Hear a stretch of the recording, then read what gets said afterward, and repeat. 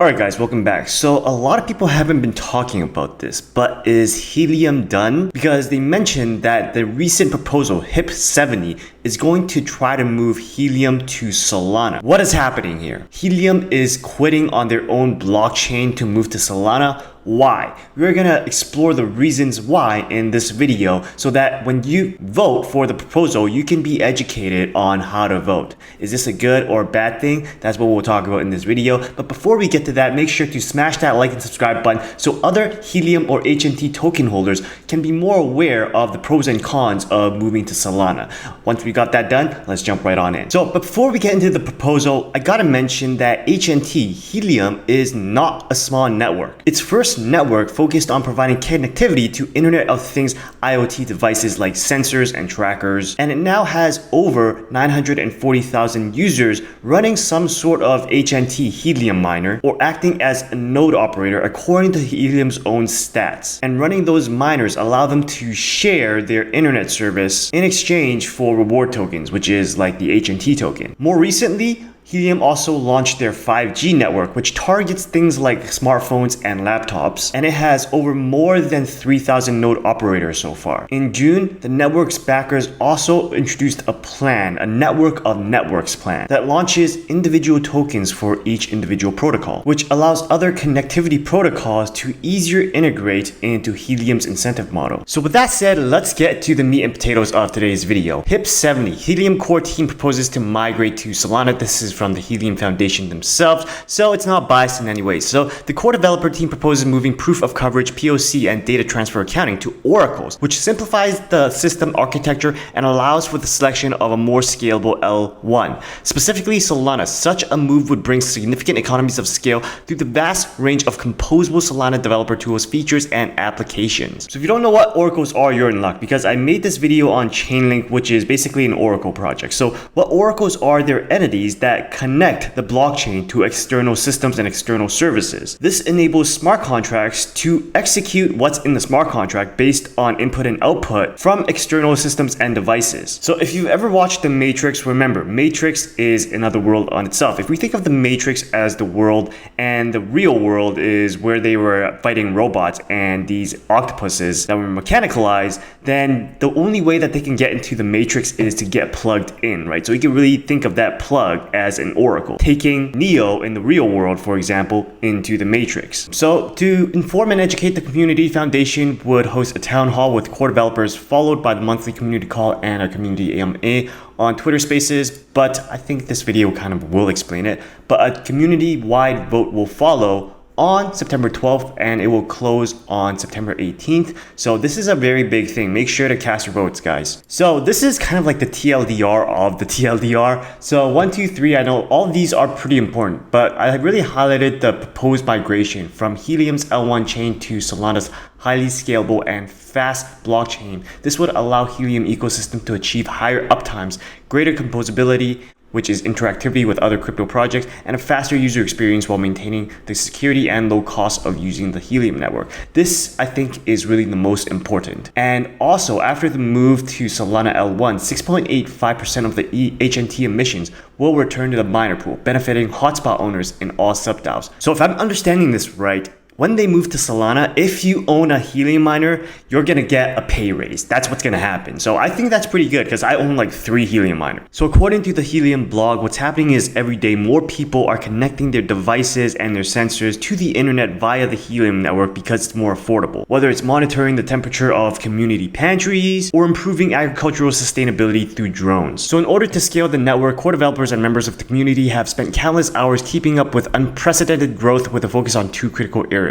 reliable proof of coverage, POC activity with proportional and fair rewards distribution, and reliable data transfer activity and consistent accounting. So what has been happening lately is that there has been a lot of complexities with managing the data flow and the subsequent accounting on the Helium blockchain, which resulted in reduced proof of coverage activity because of issues with data transfer of packets. In other words, what happened was that there was so much work and there was only one person doing the work basically, so that everything just bottled up into a backlog, and that that doesn't help anybody. And with HIP 51 underway, as a result, more protocols, example IoT, mobile, more users and use cases on the Helium network, HIP 70 addresses the problems described above. In short, HIP 70 addresses network speed, reliability, and scalability. The current architecture-specific transactions, including proof of coverage and data transfer accounting, are all processed on-chain unnecessarily right now. HIP 70 proposes transferring these processes into oracles, which will resolve these issues and further stabilize the network. So it's a scalability issue. That's the issue. So if we use a really poor analogy, in America and in any Western country actually, what's happened is that we don't manufacture anything anymore because it's too expensive and people from Western countries don't want to do it. So what happens? We outsource that to China because it's cheaper in China and they do it better. They already have the gigafactories all set up to mass manufacture products that we consume. So that is exactly what is happening. For Helium, Solana is China. By moving proof of coverage to oracles will enable more beacon and witness activity, simplifying the transacting of receipts by using a more traditional large data pipeline to transfer receipts and associated rewards outside of chain block creation and processing. So this whole approach has the additional benefit of returning the proof of coverage challenger reward, 0.85% of HNT emissions today, to the hotspot owner pool, benefiting hotspot owners in all subDAOs as validators will no longer need to process this traffic. So today, data delivery really depends on the blockchain and blockchain-related activities that are related to validators and routers. This dependency can cause issue for data delivery and affect the speed of applications on the network. Moving the accounting of data transfers to oracles will allow Helium to scale, and it'll allow Helium to really simplify their architecture so they can focus on things that they do best, like payments, transactions, and settlement, and identity management. So here's the history with Helium, right? When they first started, there wasn't as many blockchains that they can leverage as there are now. So without the blockchains necessary that can handle what Helium was trying to accomplish, the only way for them to move forward was to build their own blockchain. But now it's a different day and age. There's Ethereum, there's Solana, there's Phantom, there's Avalanche, there's a lot of different blockchains now. And rather than spend time and money and effort improving Helium's own L1, it became clear to Helium that they should probably leverage the developments from the shared resources of the larger industry. So all in all, they're making a simplified blockchain. By moving proof of coverage and data transfer to Oracle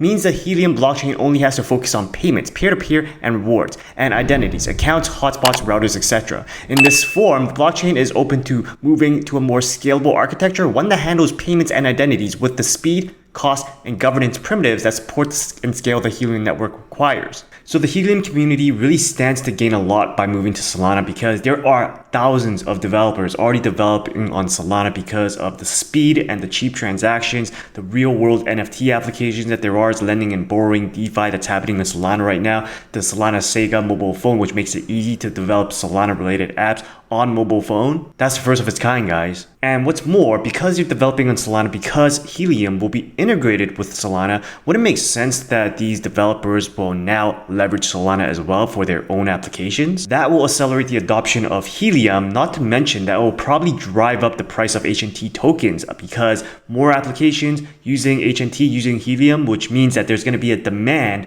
for HNT tokens. So don't forget that. Other than that, the Helium blockchain is developed on Erlang, which has a very small developer community, not compared with Solana, which is built on Rust, which has a bigger developer community. Your network is only as strong as the developers that you support, right? And if there are more developers, that really creates a network effect because as an engineer, as a software engineer, I go and learn the languages that I know are in demand. And if only a small number of companies are using Erlang, why would I learn Erlang? If there's a large number of companies, if there's big companies like Solana that are using Rust, then I'm just gonna go and learn Rust. So really just the last couple of things I want to mention to hit this point home. According to CoinDesk, the number of daily active users on Solana was 32 million as of June 2022. The growth is up 56% from last year. So that's a lot more users that Helium can take advantage of because right now there's almost 1 million users running a HNT miner. Imagine 32 million that they can leverage. So other than that, one of the most significant impacts will be on validator owners and operators, and this is what they'll say: implementation of HIP 70 and moving to Solana will remove the need for validators as they exist today. However, the proposed sub-DAO structure allow owners to redeploy their HNT and own comparable yield. So they're not completely